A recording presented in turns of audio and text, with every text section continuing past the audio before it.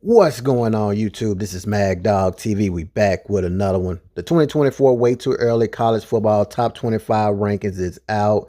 Man, oh man, this must be way too early because this list right here have me scratching my head, if we being honest. Now, you guys know I am a Colorado buff, or if you coming by the channel for the first time, yes, I am a Colorado buff. I love me some Coach Prime. But when we go over this list, I'm not going to be biased. I'm going to keep it 100. I'm going to be very honest with you guys as far as this list, as far as top 25. But when I tell you guys right now, I am scratching my head. I am scratching my head. But anyway, let's get to this video. Every other city I go, from Colorado to the Bayou I go. Y'all know the motto, get a info I know. My people know it's Mad Dog TV, let's go. To every other city, every city I go. From Colorado to the Bayou I go. Y'all know the motto, get a info I know. So once again, as I said before, we're going to go over the top 25 list as far as the Way Too Early poll. And I'm looking at this list right now and I'm scratching my head. So I'm trying my best not to drag this list out, but this will be a pretty long video. So go ahead and get you some popcorn, relax, enjoy this time with Mag Dog TV, man. Where else would you rather be? Anyway, let's go ahead and keep the train rolling. So top 25 right now is USC. Definitely can see why they're top 25. I can see why they're at the bottom end, considering they did lose Caleb Williams, you know, Heisman Trophy winner for 2022. Caleb Williams 2 seasons, and now they'll have to make their way in the Big Ten without him. We do know Lincoln Riley is great at finding quarterbacks. So quarterback like Miller Moss may take over the center. As you guys know, Lincoln Riley definitely is known for finding other weapons out there. I do feel like that losing Caleb Williams, wide receiver Brandon Rice, definitely will be some key pieces to replace. But if anybody can do it, Lincoln Riley is definitely one of those guys. Number 24, they have Miami Hurricanes. I can see why, but until Miami start winning games, I don't really too much care about them as far as what they're able to get from recruiting. Because at the end of the day, Miami always find themselves in situations where they get the best recruits, but they can't put it on the field. And you know, of course, they have transfer quarterback Cam Ward. Very excited to see how he does. As you guys know, I did react to the Miami Hurricanes spring game, and I was very impressed with what I was able to see. Saw some great plays on the offense side of the ball. Saw some great plays on the defense side of the ball. But once again, as I said before, it's really hard to judge a spring game rather than an actual real game. But I don't have a problem with them being number 24. Number 23, you have Iowa. When I think about Iowa, I think about great defense. Iowa is definitely a team that's capable of being top 25, considering defense do win championships. And they also have added a new quarterback in Cade McNamara. Sorry if I mispronounced your name, but he was limited in the spring after tearing an ACL. So it's going to remain to be seen if he can come back very fast or if they can find another quarterback. But I do feel like Iowa has great enough defense to keep them in the top 25. 22, you have Kansas Jayhawks. The Kansas Jayhawks, I'm scratching my head with this one because I really don't know much about this team. I don't even think about Kansas as a football team. When I think about Kansas, I'm thinking about basketball. But according to ESPN, they definitely have added some help around the new quarterback, Jalen Daniels, who they have very high hopes returning from a back injury that caused him to miss most of the 2023 season. He was healthy in the spring game, looked good throwing the ball. He'll have plenty of help around him as far as some key weapons around him. So it remains to be seen if they can surprise the world with them being top 25. 21, they have Virginia Tech. It has been quite a while since I've seen Virginia Tech top 25. They have added some key pieces. Quarterback Kyron Drone.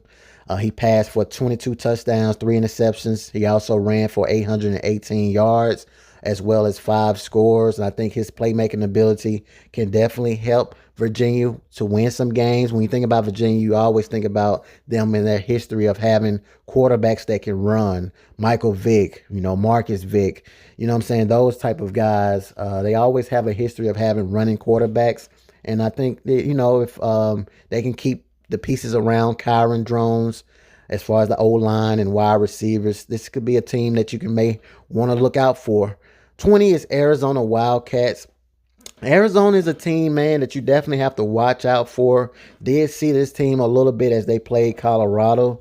And, I think that, Arizona is a team that you have to watch. Quarterback Noah Fafita and the receiver McMillan decided to stay at Arizona, which definitely will help them a little bit. A lot, not a little bit, considering these guys are pretty much veterans. It's always great to bring in new guys, but when you have veterans, that's just as important. McMillian had 1,402 receiving yards with 10 touchdowns in 2023. And when you look at Arizona's schedule, Arizona's schedule is pretty tough, though. You know what I'm saying? I mean, it's not going to be a cakewalk, as far as the 2024 season, but I do feel like that, what I'm saying, having those veterans with them, taking place for the upcoming season definitely will help them as they have Kansas State September 13th. Texas Tech, they also play Colorado once again. And, that was a good game last time they played Colorado. You know what I'm saying? The last time they played them, I want to say Colorado did lose this game. I'm going to give you guys that score. Yeah, the score was 43-20. So, Arizona, I can see them being top 20. I'm not going to really hate on them. You know what I'm saying? We're going to keep the train rolling. Number 19, they have Oklahoma State. Oklahoma State is always in the top 25. When I think about Oklahoma State, I think about offense. And they also have added some key pieces as far as wide receivers. Brennan Presley, Rashad Owens. You know what I'm saying? If Oklahoma State is going to compete for a Big 12 title, they're going to have to do a better job at slowing the opposing offenses down. A lot of times you get into games where teams like Oklahoma State play shootout games, and it takes defense to win a lot of games, in my personal opinion. But when you think about college football in general, there's really not a lot of teams that play defense. I mean, maybe Georgia, teams in the SEC, but anywhere else, it's all about who can score the most points. Number 18 you have is Oklahoma Sooners. I do feel like the Oklahoma Sooners is a team you want to look out for. The offense will have a new look after Gabriel left for Oregon, and former North Texas coach, took over as far as the play calling. They do have high hopes in Jack Arnold, who had a good spring and looks like a future star. Purdue transfer Deion Burke had 5 catches for 174 yards, 2 scores in the spring game.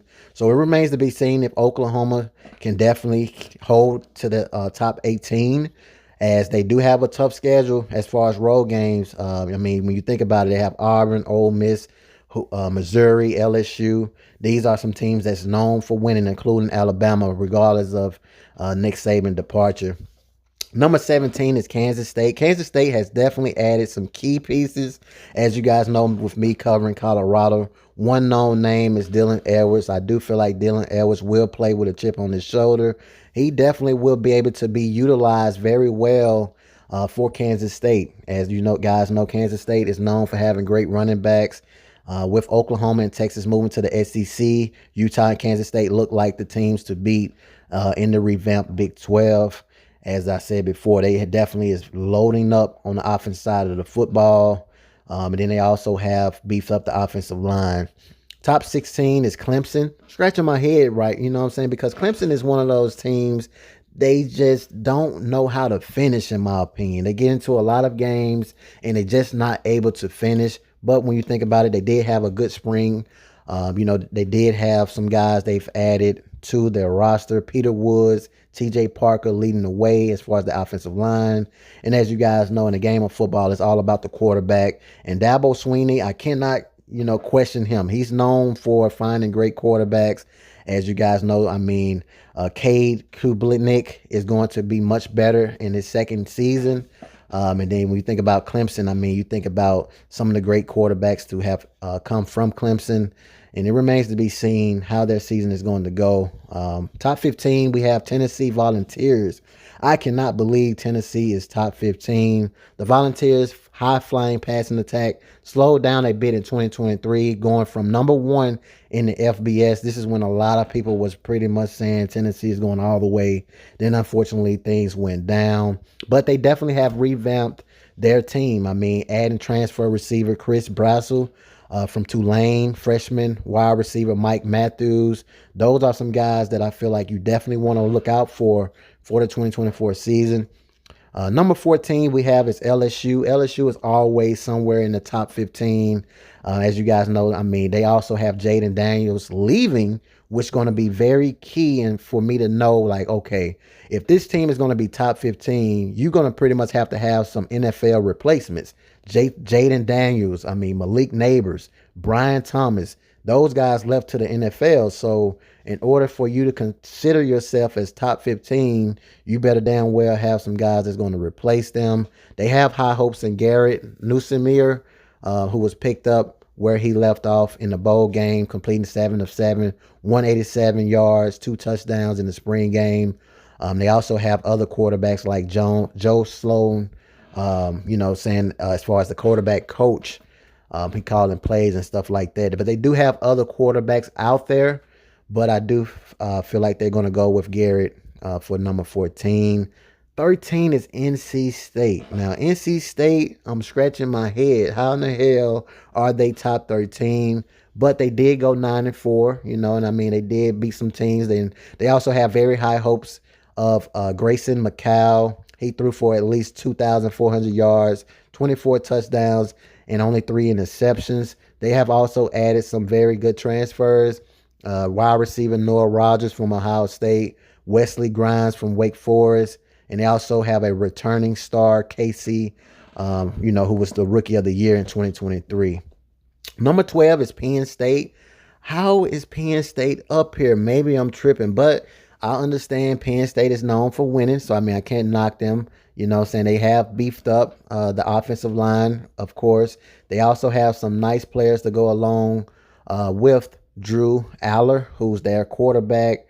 They also have Harrison Wallace the third, Caden Sanders. So it's going to remain to be seen if they can keep the winning, tradition for Penn State. I just don't feel like they will, though. I mean, when I think about it, I just cannot just think about them being top 12, but we'll see. Number 11 is Florida State. Now, we all know about Florida State and the way they've been treated. Florida State should have been, they just, to go undefeated and still not be considered part of that playoffs, man, as far as the top 4 teams, is absolutely insane in my opinion, regardless of the quarterback situation. But for those out there that felt like that was the right decision, I mean, we did see the score with Georgia beating the crap out of them 63-3 or 63-6. I can't remember. It was so ugly. So that's not how you pretty much go about it. I mean, they did Georgia wrong as well, if you're being honest. I felt like Georgia should have been top 4. But Georgia showed that she should have been top 4 after what they did against Florida State. But in reality, at the end of the day, Florida State did have a great season last season. They have transferred Malik Benson from Alabama, Lawrence. And they also have Rodale Williams, who led the running game. So it remains to be seen if they're going to be as motivated coming into this 2024 season. Number 10, you have Michigan Wolverines. I feel like it's a little bit of disrespect, you know what I'm saying? And I'm sure Michigan fans feel the same. Of course, you guys lost Jim Harbaugh to the Los Angeles Chargers. But Michigan has to replace quarterback J.J. McCarthy, who's absolutely a stud on the offense side of the football. And I'm scratching my head because I just don't know if they're going to really be a team that's going to be a top 10 savvy with all they have lost. I mean, Michigan had over 13 guys to go off to the NFL. I mean, there's a lot of players that has left Michigan. And I just can't see how all of that can be replaced within so much of a little of a time. But maybe this is a team that can prove me wrong. Utah is a sleeper. I repeat, Utah is a sleeper. Definitely love the fact that they're top 10. Quarterback Cam Rising is back to lead the Utah's offense. Very important to have guys returning, in my personal opinion.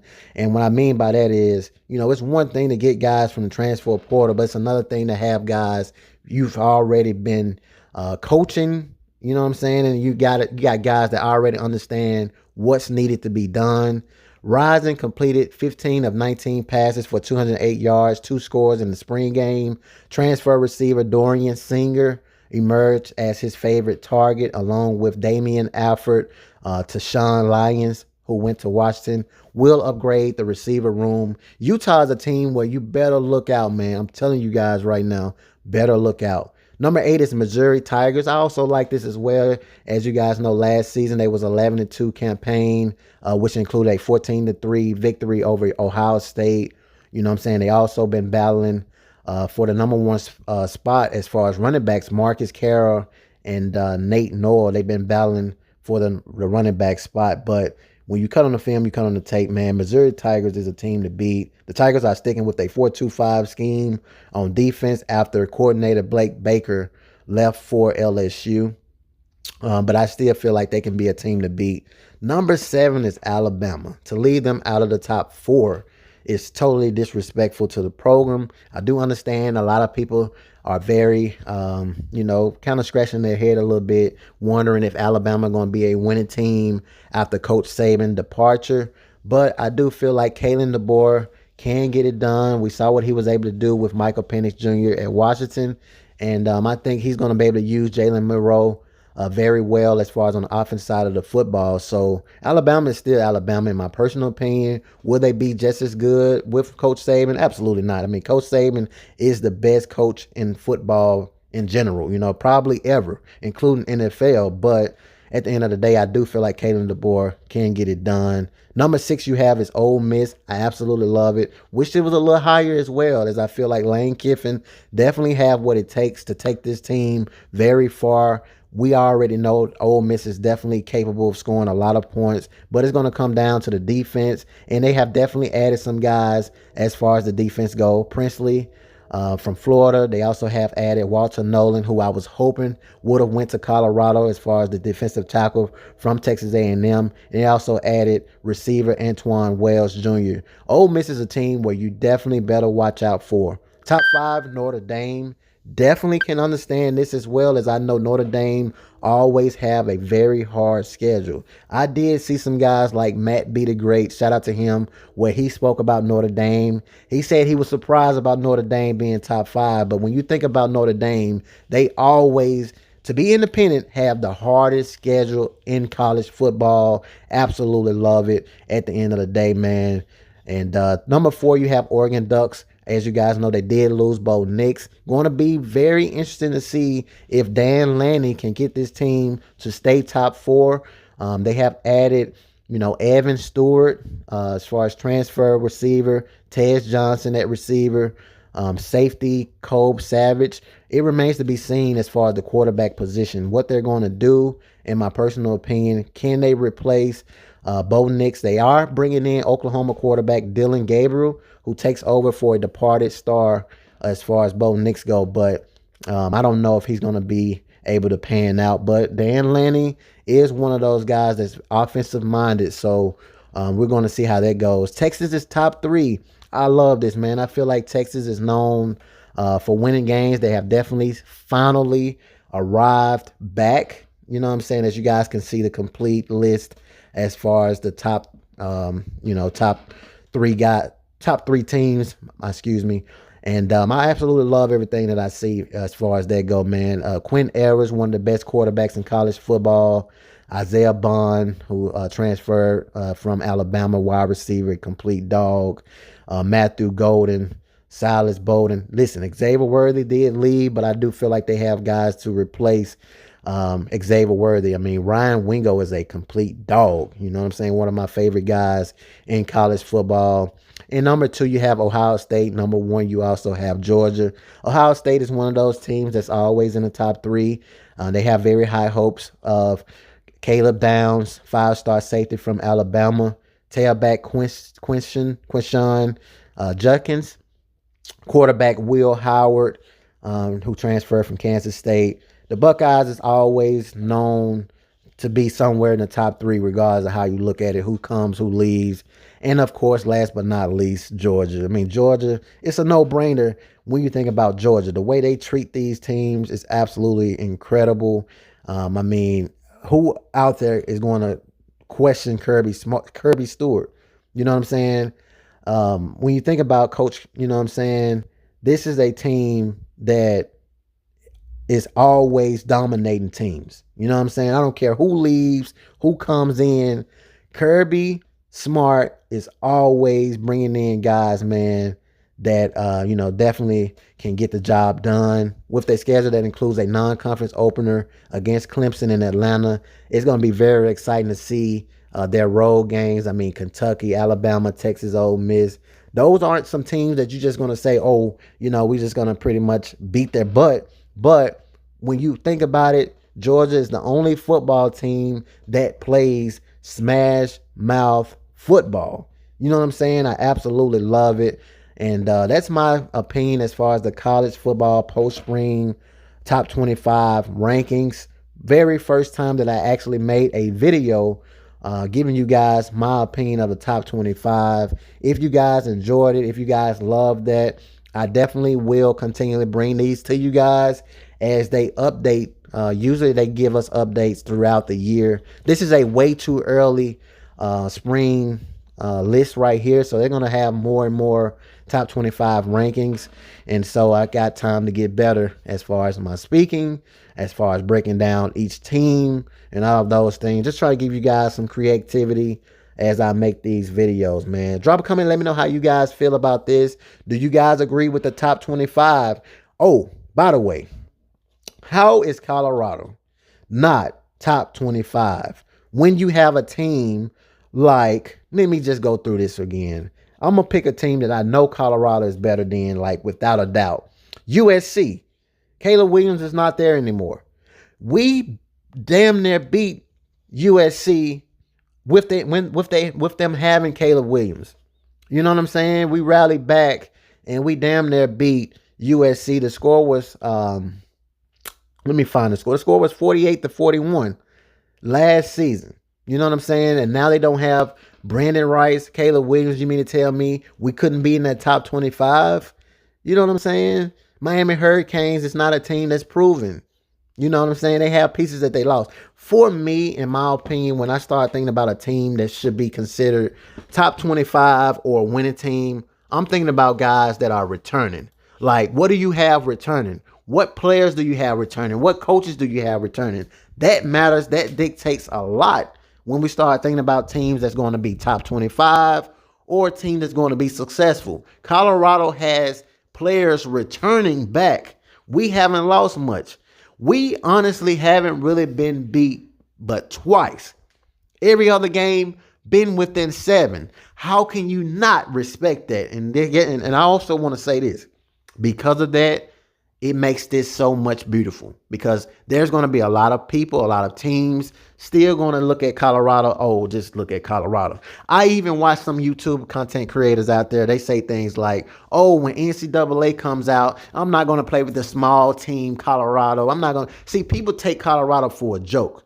I'm telling you guys right now, Colorado will be a team to beat for the 2024 season. So much hate, so much animosity towards my guy, Coach Prime. And I'm telling you guys right now, that's going to do nothing but add fuel to the fire, make these guys more and more hungry at the end of the day. If you had somebody that was telling you every single day, you're not going to be this, you're not going to do that, don't you think it's going to make you become that? Because every time you're hearing it, it should motivate you. It should push you. It should drive you even more. And I think that's what's going to happen with Coach Prime Colorado Buffaloes. Drop a comment. Let me know how you guys feel about the top 25. If you guys like the video, definitely subscribe to the channel. Peace.